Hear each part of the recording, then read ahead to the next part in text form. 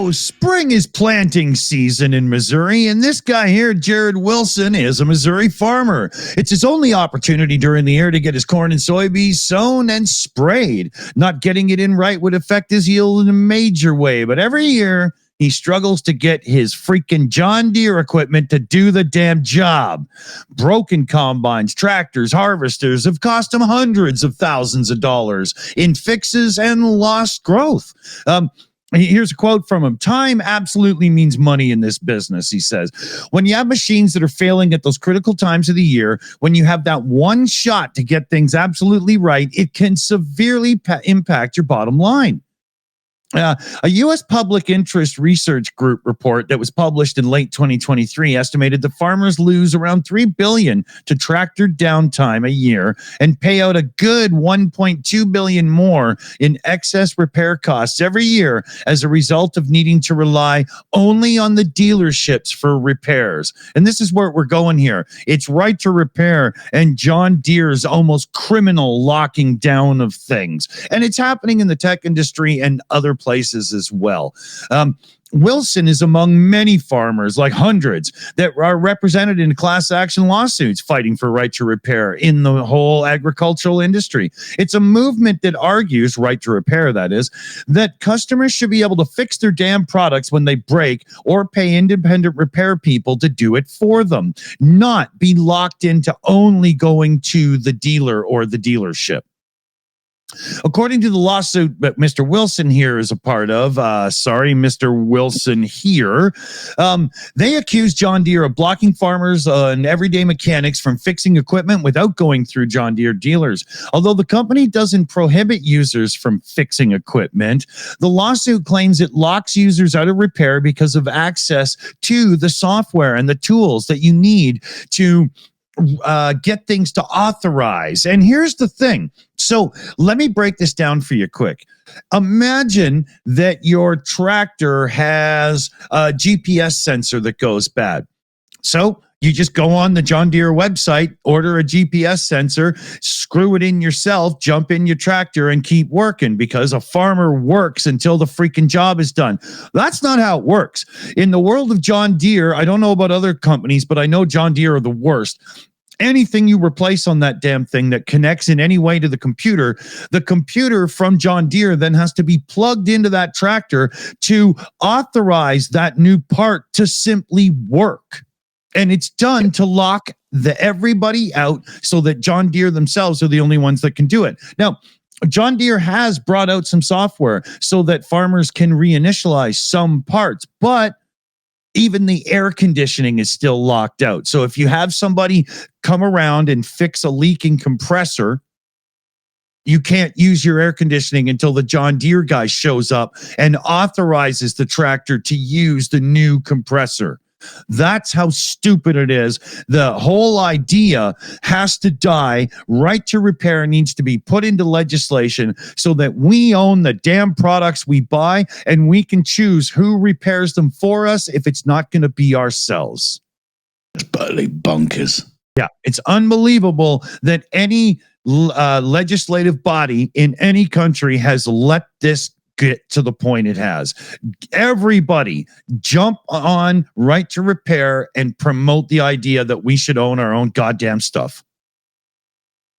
More to the point, though, I'm worried about that farmer and his impacted bottom that you were talking about earlier.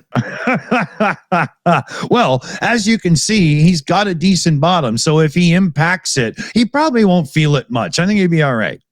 Got plenty of roughage going on there. So where are you going here? Well, we're off to Toronto. Yes.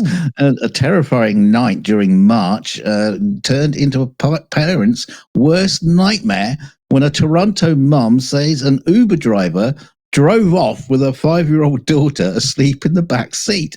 And then the company refused to help track down the driver. Whoa!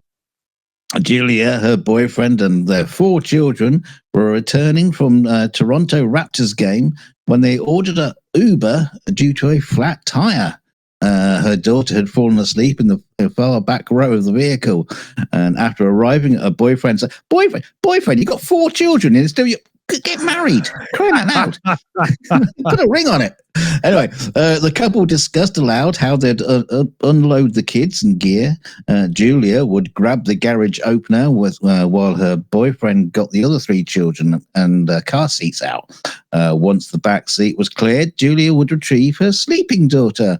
But within moments, the unthinkable happened. She says, "I'm returning to the road, and I realise the car is gone. The 3 kids are already in hysterics.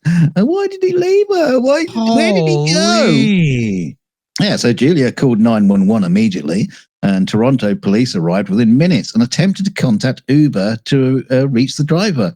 But according to Julia, Uber representatives refused to provide information even to law enforcement, insisting police needed to fill out a formal disclosure form through their public safety portal. Ugh, I don't want to go in that.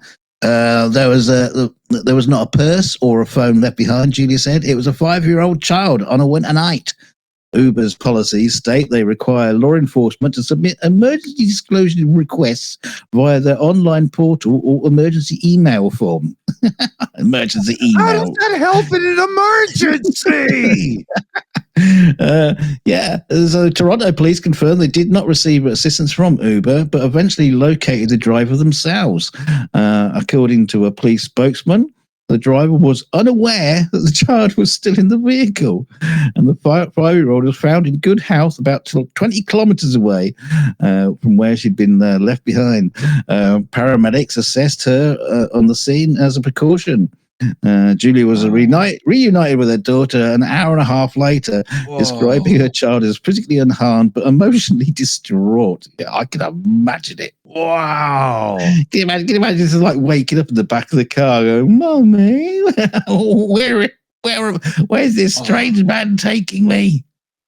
Oh, man, especially a 5-year-old. That's awful. Yeah. Oh my Unbelievable. God, man.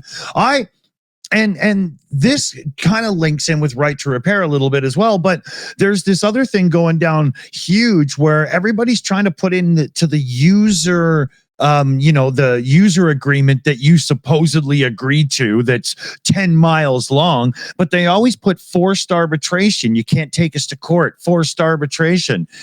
This is the kind of situation where if something had really happened, screw you and your forced arbitration. I'm going to sue you into oblivion.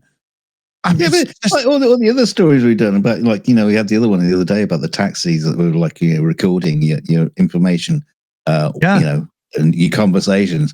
And it's like, we're stealing all your data, but no, you have to answer us any questions about it. No, we're not telling you. Exactly. No, it's our data.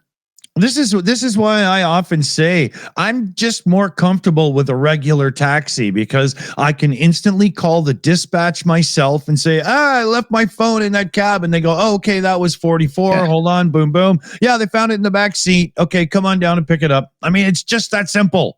Yeah, and you're normally on first name terms with the taxi drivers anyway. Yeah. So be careful, man. Holy, who was that again? Uber. Screw you guys. The cops called you, man.